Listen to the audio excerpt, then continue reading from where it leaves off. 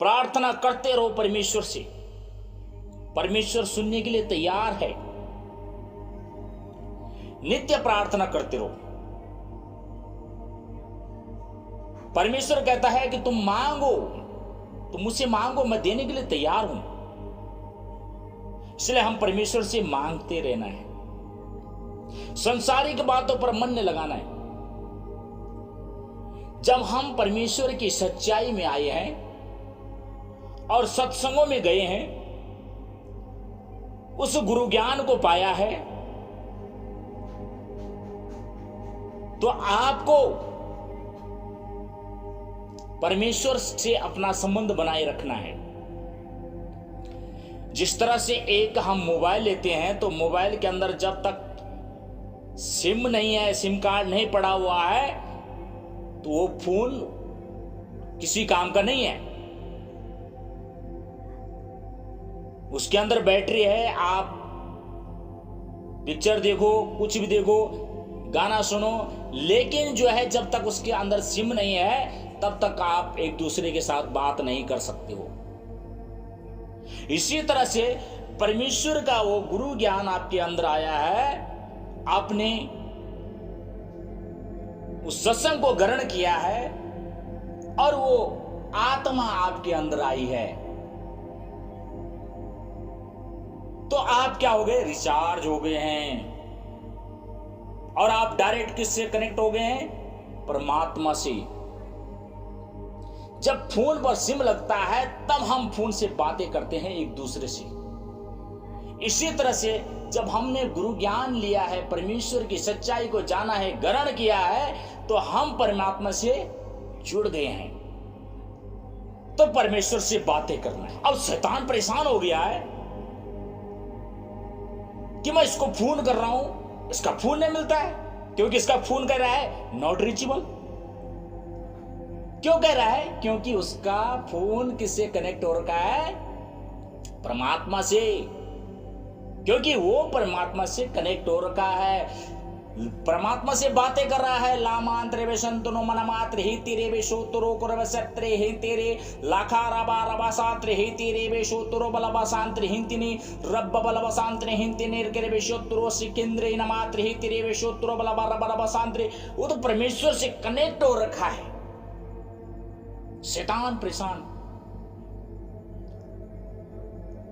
इसलिए अपने संबंध परमेश्वर से बनाए रखो, परमेश्वर से मांगते रहो।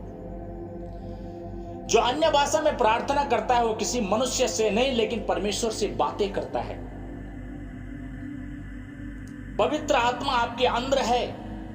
आपने अगर परमेश्वर को ग्रहण किया है, परमात्मा की सच्चाई को आपने ग्रहण किया है, सत्संग को आपने ग्रहण किया, आपने गुरु ज्ञान लिया है, तो आपके अंदर से अन्य भाषा आएगी। आपको सिर्फ क्या है? अपने जीभ और ओंठ हिलाने हैं, शब्द अपने आप ही आने चालू हो जाएंगे। पवित्र आत्मा आपको सामर्थ्य देगी, क्योंकि आत्मा आहे भर भर कर विनती और प्रार्थना करती है परमेश्वर से। क्योंकि आत्मा को पता है इसको किस चीज की जरूरत है।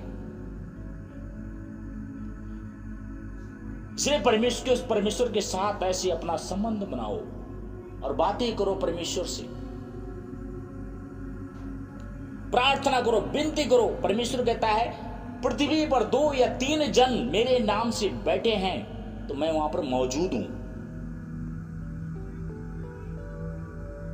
परमेश्वर कहता है कि यदि तुम जब प्रार्थना करने के लिए बैठते हो तो जो मांगते हो प्रतीति कर लो कि हां मुझे मिल गया है, क्योंकि वो चीज समय आने पर आपके लिए उपलब्ध है। सुबह सुबह प्रार्थना करना चाहिए, उठते ही धन्यवाद करना चाहिए, प्रकृति का धन्यवाद करना चाहिए, उस पिता का धन्यवाद। पिता परमेश्वर, आज का दिन आपने मुझे दिया है, आज का दिन मेरे लिए अच्छा है, बहुत अच्छा है। ऐसे बातें आप परमात्मा से करो, क्योंकि जब तुम जागते हो उस समय बहुत सारे लोग ऐसे सो जाते हैं कि वो कभी दोबारा नहीं उठ पाते हैं। तो इसलिए धन्यवाद करना उस परमात्मा का कि धन्यवाद पिता, आपने आज का दिन मुझे दिया है। और प्रार्थना करो, सुबह सुबह की प्रार्थना बहुत अच्छी होती है। आपने देखा होगा शहरों में जब सुबह तुम रोड पर निकलते हो तो पूरी रोडें खाली होती है, न ट्रैफिक होता है, न ट्रैफिक जाम होता है, कुछ नहीं होता है, खुली रोड होती है। इसी तरह से प्रार्थना जब सुबह सुबह होती है तो आपकी प्रार्थना डायरेक्ट परमात्मा तक पहुंचती है। इस संसार का सदृश्य मत बनो। अपने कमरे में बैठकर एकांत में परमेश्वर से बातें करो, ध्यान में बैठ जाओ। अपने अंदर की जो सोच और परेशानी है उसको बाहर फेंक दो। परमेश्वर कहता है कि तुम नित्य प्रार्थना करते रहो, कहीं ऐसा ना हो कि तुम किसी ऐसी परीक्षा में पड़ जाओ जो मनुष्य के सहने से बाहर है।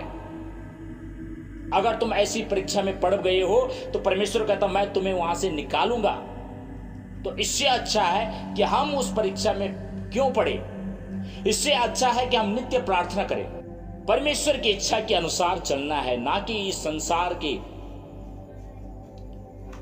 परमेश्वर हम सब से प्रेम करता है। सर्वशक्तिमान पिता परमेश्वर हमारी रक्षा करने वाला परमेश्वर है। इसलिए हमें अपनी चिंता और परेशानी उसके हाथ में सौंपना है, क्योंकि परमेश्वर कहता है हे बोझ से दबे लोगों तुम मेरे पास आओ, मैं तुम्हें शांति, मैं तुम्हें विश्राम दूंगा। अपना बोझ मुझ पर डाल, क्योंकि मुझे तेरी चिंता है। इसलिए अपनी चिंता और परेशानी उस परमात्मा पर छोड़ दो। वो निराकार परमात्मा है, सृष्टि का मालिक, ब्रह्म परमात्मा। वो सर्वशक्तिमान पिता परमेश्वर हम सबकी रक्षा करता है। जब मनुष्य ने परमेश्वर को पहचाना न चाहा तो परमेश्वर ने उसके निकम्मे मन पर छोड़ दिया है कि जैसा करेगा वैसा ये फल पाएगा। इसलिए परमेश्वर की इच्छा के अनुसार चलना है। वो सर्वशक्तिमान पिता परमेश्वर है। वो समय पर, ऋतु में अन्न जल हमें खिलाता है, उसका धन्यवाद करना है। समय समय पर इस पूरे ब्रह्मांड को कभी ठंडा कभी गर्म, प्रत्येक ऋतु में अलग अलग फल फूल हम सबको खिलाता है, उसका धन्यवाद करना है। परमात्मा कहता है कि आकाश में उड़ने वाली पक्षी और जमीन में रेंगने वाली सब जीव जंतु मैंने बनाए हैं, और यदि मुझे भूख होती तो मैं खुद काट के खा लेता, तेरे से नहीं मांगता। परमेश्वर कहता मैं तेरी हाथ की चढ़ाई हुई वस्तुओं को ग्रहण नहीं करता हूं, क्योंकि तुम व्यर्थ में अपने होठों से मेरी उपासना करते हो, क्योंकि तुम्हारा मन मुझसे दूर है। परमेश्वर हमसे कुछ नहीं चाहता है। परमेश्वर कहता मैं तेरा कुछ नहीं चाहता हूं, मैं सिर्फ तेरा धन्यवाद की बलिदान की प्रार्थना चाहता हूं और कुछ नहीं। इसलिए धन्यवाद के साथ में परमेश्वर का महिमा को प्रकट करना है। जहां तुम जाते हो उससे पहले धन्यवाद पिता परमेश्वर, मेरे जाने से पहले आप मेरा ये काम कर चुके हो। क्योंकि परमेश्वर ने कहा मैं तेरा परमेश्वर तेरे संग संग में चलता हूं। परमेश्वर कहता मैं तेरी अगुवाई करूंगा। इसलिए विश्वास रखना कि सचमुच में परमेश्वर मेरे साथ है और मुझे किसी भी चीज की घटी नहीं है। सुबह शाम परमेश्वर से विनती और प्रार्थना करते रहो। 5 मिनट, 10 मिनट, 15 मिनट अन्य भाषा प्रार्थना करते रहो। जो अन्य भाषा में प्रार्थना करता है वो किसी मनुष्य से नहीं लेकिन परमेश्वर से बातें करता है, और जो अन्य भाषा में प्रार्थना करता है वो अपनी ही उन्नति करता है, क्योंकि उसकी प्रार्थना को कोई नहीं समझता है, सिर्फ परमेश्वर समझता है। इसलिए परमेश्वर से प्रार्थना करते रहो, विनती करते रहो, परमेश्वर आपकी सुनेगा, आपकी प्रार्थना का जवाब परमात्मा देगा।